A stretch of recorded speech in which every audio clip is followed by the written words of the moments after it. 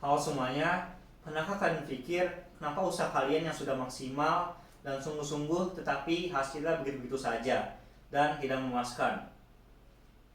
Saya Rifan Reza Sevi, izin untuk mengajak kalian semua dalam berpikir kembali di zaman ini. Apakah dengan kerja keras saja sudah cukup? Jadi saya akan memulai ini dengan cerita sederhana. Jadi saya mempunyai dua teman di kuliah ini, yang mana momen ini sebelum ulangan atau ujian. Jadi teman saya yang satu ini dia sangat rajin dan bersungguh-sungguh ketika ada ulangan. Dia membuat rangkuman, belajar hingga larut malam, kemudian menghafal dan membaca materi-materinya. Sedangkan yang satu ini teman saya hanya mengandalkan AI, yaitu ChatGPT, untuk mengerjakan ujiannya. Lalu nilai siapakah yang lebih tinggi di antara kedua teman saya tersebut? Setelah 2 minggu kemudian, nilai pun keluar dan hasilnya nilai yang menggunakan AI lebih tinggi sedikit dibandingkan nilai teman saya yang mengerjakan manual. Pertanyaannya, lebih bijak mana dalam mengerjakan ujian tersebut di antara kedua teman saya itu? Jadi sekarang dunia sudah berubah semenjak banyaknya teknologi-teknologi baru yang hadir, yang mana teknologi tersebut sudah berkembang pesat dari sebelum zaman ini dengan yang sekarang. Banyaknya teknologi yang menggunakan AI. Jadi AI itu artificial intelligence yang fungsinya banyak untuk membantu kehidupan kita sehari-hari. Jadi AI ini uh, tidak hanya digunakan oleh orang yang ahli dalam teknologi-teknologi, tetapi kita semua bisa menggunakannya dan merasakannya dalam menjalankan pekerjaan kita sehari-hari. Contohnya seperti ChatGPT atau Gemini untuk mengerjakan tugas-tugas kita atau mengerjakan laporan. Kemudian ada Grammarly untuk membantu kita belajar dalam menggunakan grammar yang baik dan benar. Kemudian Canva membantu kita dalam membuat PPT atau desain poster. Selanjutnya bahkan TikTok pun sekarang memakai AI karena tujuannya untuk melihat apa saja yang kita sukai. Maka dari itu TikTok TikTok sekarang sangat sangat digemari oleh banyak peminat dikarenakan mereka tahu apa saja yang kita sukai dan kita favoritin gitu. Kemudian menurut McKinsey, 80% pekerjaan administratif akan digantikan oleh AI dalam 5-10 tahun mendatang. Apakah hal itu bisa menjadi tantangan besar untuk diri kita sendiri? Dan menurut World Economic Factor, 85 juta pekerjaan akan hilang dalam 5-10 tahun mendatang dan akan digantikan oleh 97 juta pekerjaan yang akan mendatang, yang mana 97 juta pekerjaan tersebut berbasis teknologi, yaitu berkaitan dengan AI juga. Jadi apakah kita hanya ingin begitu-begitu saja atau kita ingin belajar mengenai AI tersebut? Jadi apa sih perbedaan kerja keras dan kerja cerdas? Jadi kerja keras itu seperti yang kita ketahui, yaitu lembur hingga malam atau begadang. Kemudian kerja keras itu mengerjakan semuanya dengan sendiri sesuai apa yang kita mau. Kemudian kerja keras itu fokus pada kuantitas, dan itu semua adalah hal yang ingin dicapai untuk menaikkan level kita atau membuat kita survive, dan itu semua sebelum ada alternatif lain seperti AI sekarang, yang mana itu digunakan pada saat dulu.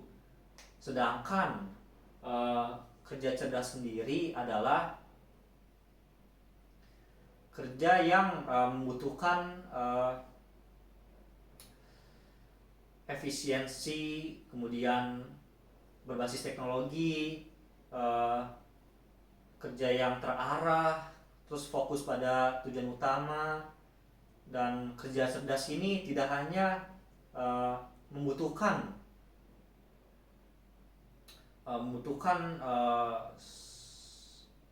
waktu yang lama gitu, sehingga kerja cerdas ini bisa menghemat waktu dengan cara dibantu oleh tools-tools dari AI tersebut. Jadi intinya kerja cerdas itu bukan kita yang mengerjakan, tetapi sistem yang membantu kita. Dan juga kerja cerdas ini memiliki strategi dan fondasi yang tinggi untuk membawa ide-ide yang kita lakukan. Banyak yang beranggapan bahwa kerja cerdas sama dengan malas, atau kerja cerdas sama dengan orang yang malas.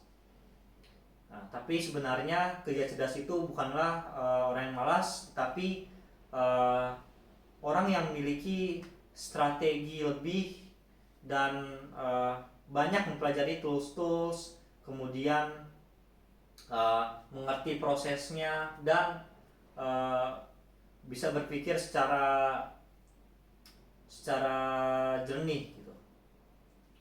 Bisa dibayangkan yang biasanya kita mengerjakan dokumen dalam waktu yang sangat lama, biasanya sekitar 8 jam, tetapi dengan adanya AI, bantuan AI, kita bisa mengerjakannya hanya dengan 2 jam saja. Nah, itu semua tergantung dari kita sendiri.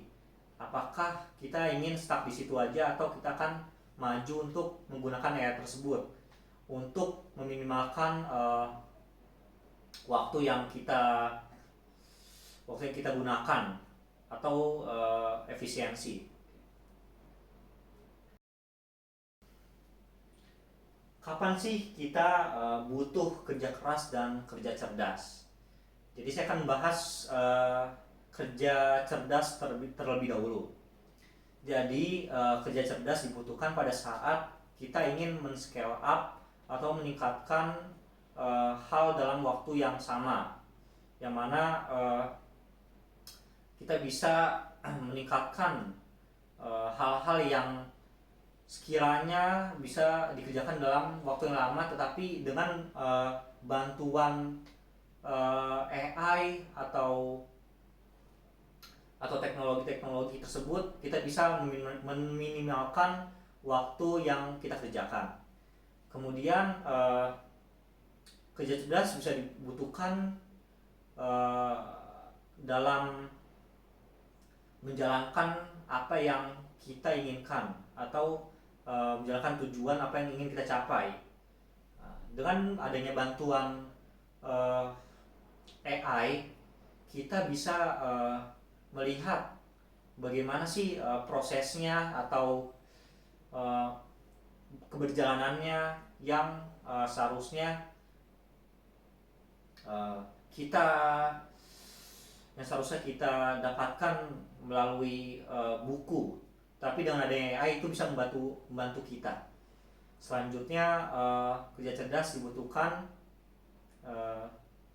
dalam mengurangi waktu, tenaga, pikiran. Nah, jadi buat orang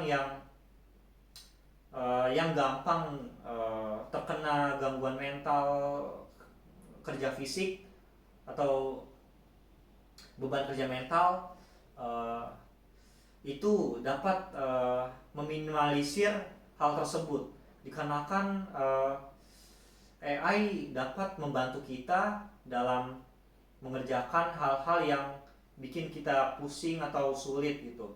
Jadi itu semua bisa dilakukan dengan bantuan AI. Contohnya seperti kita sedang mengerjakan CV untuk melamar kerja, tetapi CV tersebut digunakan digunakan secara manual, yang mana itu semua harus diedit secara satu persatu, kemudian diisi dengan lama, dan itu membutuhkan waktu yang lama, sehingga banyak waktu yang terbuang dan sia-sia. Tetapi jika kita menggunakan AI dalam mengerjakan pembuatan CV, maka kita bisa menggunakan template dari contohnya dari Canva atau dari editor-editor yang lain. Jadi itu bisa mengurangi waktu, dan kita bisa belajar wawancara sebelum kita melamar pekerjaan. Jadi banyak yang bisa kita ambil dampak positif dari kerja cerdas tersebut. Jadi kerja cerdas tersebut memiliki prinsip. Yang pertama ada optimalisasi waktu.